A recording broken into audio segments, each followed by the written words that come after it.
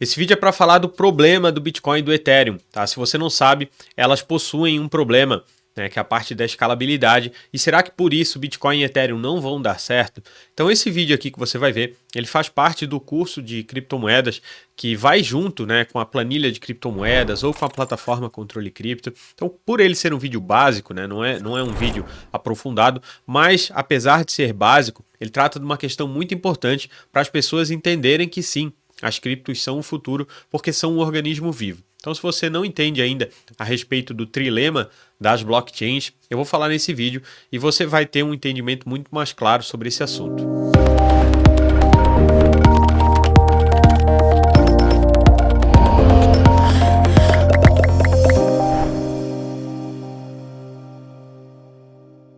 Esse tema é para você entender que as criptos são um organismo vivo, em constante evolução. O Bitcoin e o Ethereum de anos atrás não são o mesmo de hoje e não será o mesmo daqui a alguns anos, porque é um código aberto, a própria comunidade vai fazendo sugestões de melhoria. Então, o Ethereum, né, a gente falou anteriormente, ele era Proof of Work, passou para Proof of Stake, para tentar melhorar custo de transação, escalabilidade. O Bitcoin também, já se fala até em DeFi na rede, então ele está em evolução. E todo esse desenvolvimento de uma criptomoeda, ele é sempre pautado para tentar resolver o trilema das blockchains, né, que é esse triângulo ao lado, tá? O que significa isso? Toda criptomoeda, esse trilema aqui das blockchains, ele foi sugerido pelo próprio Vitalik Buterin, criador do Ethereum.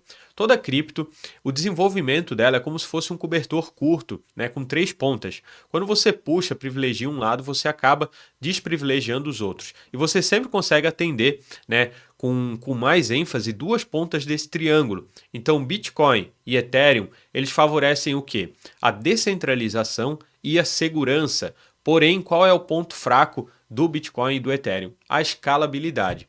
Então, a escalabilidade, ela quer dizer a respeito de transações por segundo, o custo dessas transações, que é onde o Bitcoin e o Ethereum deixam ali a desejar. Então, é por isso que volta e meia surge por exemplo, uma Solana, que seria o Ethereum Killer, né, que ia substituir o Ethereum, e no passar do desenvolvimento se descobriu que ela tinha problemas de segurança, a rede parou de funcionar algumas vezes e a criptomoeda caiu lá seus 90%.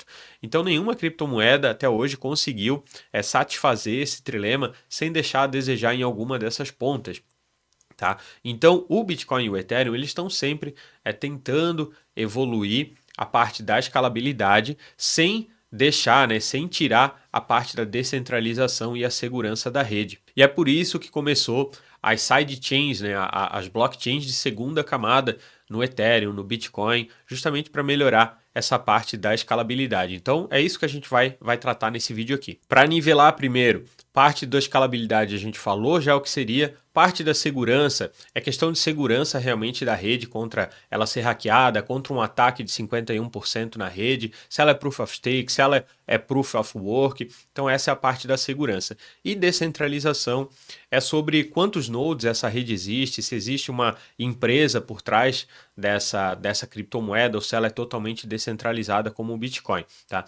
Então alguns outros exemplos, né? A gente falou já do Bitcoin, falamos do Ethereum, a gente pode pegar um exemplo de criptomoeda que atendeu a parte da escalabilidade muito bem, que é, por exemplo, a Binance Smart Chain, né, que é a rede, a BSC, que é da Binance, ou a própria Ripple, né, que também tem uma escalabilidade muito boa. E qual é o problema dessas duas criptomoedas? Né? A BSC, a Binance Smart Chain, é uma blockchain da Binance, então ela é totalmente centralizada, ela não é descentralizada. Até a parte da segurança, como são poucos nodes na rede, poderia haver então muito mais fácil um hackeamento, uma alteração dessa blockchain quando a gente compara a BSC contra um Bitcoin.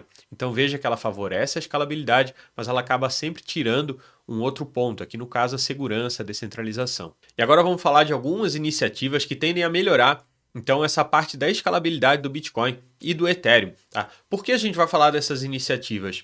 É para você entender realmente que essas redes, quando você vai fazer uma transação ali de Bitcoin ou de Ethereum e acha que ela demorou ou achou que ela é cara e você fica pensando, não tem como isso um dia ser uma rede, uma moeda de troca para o dia a dia. Saiba que esses problemas que você vê hoje muitos já têm solução ou já têm previsão de ser solucionados, tá? Então, saiba que é importante você entender não exatamente como vai fazer a parte técnica dessas melhorias, mas saber que é possível essas melhorias. Então, no caso do Ethereum, a gente tem, por exemplo, a implementação, né, a atualização, que deve sair em 2023, 2024, que é o Charging, né, junto com os roll-ups ali também, que é um assunto um pouco mais avançado. Tudo isso é para aumentar para milhares de transações por segundo, aumentar muito a escalabilidade do Ethereum. Da mesma forma, a atualização Charging no Ethereum, existe também no Bitcoin a atualização do SegWit, que o que o SegWit fez? Ele diminuiu as informações de uma transação e com isso foi possível colocar mais transações em um mesmo bloco e também aumentar a escalabilidade da rede. Foi a partir disso que nasceu a rede do Lightning Network, e com a Lightning sim, você consegue então fazer pagamentos praticamente instantâneos custando $0,01 de taxa. Essa rede é uma rede de segunda camada no Bitcoin, então existe a camada principal da blockchain do Bitcoin com muita segurança e descentralização, e acima dessa camada, com um pouco menos de segurança, obviamente, vai ter a rede do Lightning para a parte de pagamentos, para a parte de aplicações descentralizadas. Então você vê que o trilema ele não foi resolvido totalmente, mas você consegue com uma outra camada de blockchain resolver a parte da escalabilidade. Aqui a gente está falando de Bitcoin e falando de Ethereum. Então, para fechar esse assunto, 2 pontos importantes que eu queria só destacar. Primeiro, sempre que você escutar sobre uma nova moeda que vai substituir Bitcoin ou Ethereum, muito cuidado, porque a resposta geralmente está no desenvolvimento dessas criptos, então cuidado em investir em outra altcoin. E um outro ponto, daí eu já queria falar para a gente linkar com a aula passada, onde a gente falou de Proof of Work e Proof of Stake. Então a gente está falando aqui do trilema das blockchains, e a parte de Proof of Work, Proof of Stake, ele influencia nesse trilema. Em geral, em todos os pontos, tá? Então, qual que seria o mais seguro ali? Proof of Work ou Proof of Stake? Primeiro, questão de segurança, eu diria que sem dúvida o Bitcoin. Isso porque no Proof of Stake, com a centralização das moedas, pode ocorrer ali uma centralização da rede, tá? Enquanto que no Proof of Work do Bitcoin, para você centralizar a rede, você teria que centralizar a energia, o poder computacional, e isso seria um dispêndio, um gasto muito grande. A própria rede se anteciparia a isso, e além de não ter o poder computacional para ser possível fazer isso hoje, né, a rede se anteciparia, não seria viável economicamente. Enquanto que no Proof of Stake, sim, né, poderia haver a centralização das moedas. Agora, é importante você entender também que, principalmente no exemplo dessas duas moedas, né, Bitcoin e Ethereum, para ocorrer um ataque de 51%, o dispêndio, né, o gasto seria tão grande que não faria nem sentido, porque você iria fazer um ataque, isso seria percebido pela rede, né? Aqui não vamos falar do Bitcoin, eu acho que esse ataque hoje ele tá fora de cogitação, né? Muito se fala de computadores quânticos no futuro, mas enfim, a rede se antecipa. Agora você pega uma moeda menor, por exemplo, para a questão do Proof of Stake, né?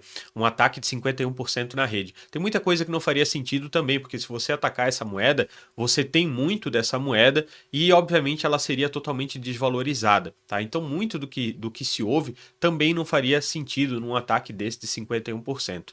Agora, a parte de descentralização. Descentralização também, eu entendo que o Bitcoin ganha sem dúvida nenhuma. Primeiro porque ele não tem a figura de ninguém, né, atrás dele. O Ethereum ainda tem a figura do seu criador, o Vitalik Buterin, enquanto que o Bitcoin não tem, né? Satoshi Nakamoto, não se sabe nem se é uma pessoa, se é um conjunto de pessoas, e morreu, né? Não se fala mais sobre isso. E como eu disse desde o primeiro vídeo, é por isso que as criptos têm valor, elas estão aí, Bitcoin há mais de 10 anos funcionando 24 horas por dia, 7 dias por semana, nunca foi hackeado. Qual que seria o defeito dele? Parte da escalabilidade, que já melhorou muito e com certeza vai melhorar no futuro.